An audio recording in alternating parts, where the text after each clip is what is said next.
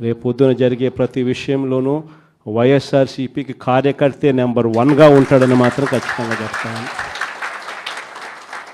ప్రతి కార్యకర్తకు నేను ఒకటే చెప్తా ఉన్నా, ఎవడెవడైతే మీకు అన్యాయం చేశాడో పర్వాలా, అన్యాయం చేయండి, చేయించుకుంటాం, టైం మీది, కానియండి, కొట్టండి అని చెప్పండి. ఆడు ఎవడు ఏం చేస్తా ఉన్నాడో పేరు రాసుకోండి. రెడ్ బుక్ అని నేను చెప్పను, కానీ పేరైతే రాసుకోండి. మీరు ఏ బుక్లో రాసుకున్నా పర్వాలా, పేరైతే మీరు రాసుకోండి.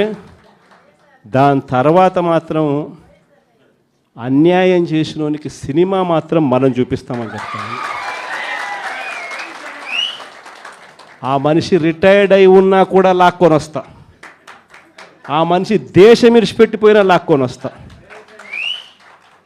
ఎవరిని వదిలిపెట్టేది ఉండదు. ఒక్కొక్కడికి మాత్రం సినిమా మాత్రం ఎలా చూపించానో అలా చూపిస్తామని మాత్రం చెప్తాను. ఖచ్చితంగా ఏదైతే నాటుతున్నారో, ఏదైతే ఇత్తుతున్నారో, ఇది రెండింతలు వీళ్ళకు పండే కార్యక్రమం కూడా జరుగుతుందని మాత్రం ప్రతి కార్యకర్తకు గట్టిగా చెప్పండి. ఎందుకనంటే ఈరోజు రాష్ట్ర వ్యాప్తంగా ఇదే జరుగుతూ ఉంది. ఒక్కొక్కని కథ వింటూ ఉంటే నిజంగా మనసుకు బాధ కలుగుతుంది. ఆ బాధ ఎలాంటి బాధ అంటే చెప్పలేం. అసలు మంగళగిరిలో ఒక పాపను, కృష్ణవేణి మంగళగిరి పాప, సోషల్ మీడియా పాప తీసుకొని పోయి, ఆడపాపను కూడా, ఆడకూతురు అని కూడా చూడుకోకుండా తీసుకొని పోయి హైదరాబాద్ నుంచి ఎత్తుకొని వచ్చి స్టేషన్లలో పెడతా ఉన్నారు. ఇంకొక పాప సుధారాణి, ఆ పాపను నెలలు ఈ స్టేషన్ నుంచి శ్రీకాకుళం నుంచి తిప్పినారు. శ్రీకాకుళం నుంచి కింద దాకా అన్ని స్టేషన్లు తిప్పుకుంటూ నెల రోజుల పాటు బెయిల్ రాకోకుండా తిప్పినారు. ఆడవాళ్ళను, ఆడకూతుర్లను కూడా చూడుకోకుండా కేవలం వీళ్ళకి వ్యతిరేకంగా పోస్ట్ పెట్టిందని ఇంత దౌర్జన్యంగా జరుగుతూ ఉన్నారు.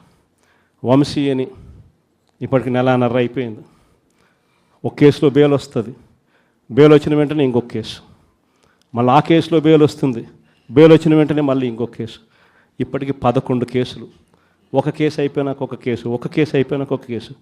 2 నెలలు దాదాపుగా వంశీ ఈరోజు జైల్లోనే కనపడతా ఉన్నాడు. ఇంకొక దళితుడు ఎక్స్ఎంపీ నందిగామ సురేష్ పాపం నెలన్నర రోజులు పాపం జైల్లో పెట్టారు. బెయిల్ రాకుండా అడ్డుకుంటూ జైల్లో పెట్టారు. మళ్ళా చివరకు కోర్టుల ద్వారా ఎంతో కష్టపడితే బెయిల్ వచ్చింది. వచ్చిన తర్వాత మళ్ళా 3 నెలలు 4 నెలలు తిరగకపోతే మళ్ళీ ఈరోజు నిన్న మళ్ళా కేసు. వాళ్ళ ఇంటి దగ్గరికి ఒక వ్యక్తి వచ్చి దళితుడని కూడా చూడుకోకుండా ఆ మనిషిని ఈయనే తిడతాడు.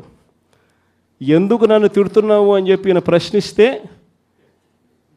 ఈయన మీద కేసు పెట్టి జైల్లో పెడతా ఉన్న పరిస్థితి మొట్టమొదటిసారిగా ఇప్పుడు చూస్తూ ఉన్నాం. అది ఈరోజు ఇంత దారుణంగా ఈరోజు జరుగుతూ ఉంది.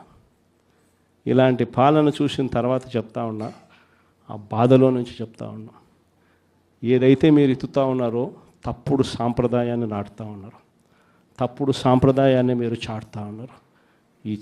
ఈ సాంప్రదాయం ఒక వృక్షం అవుతుంది. మీరు ఏదైతే ఇచ్చారో అది 2 ఇంతలు వెనక్కి తిరిగి మిమ్మల్ని తన్నే పరిస్థితిలోకి ఈ వ్యవస్థ తయారవుతుంది.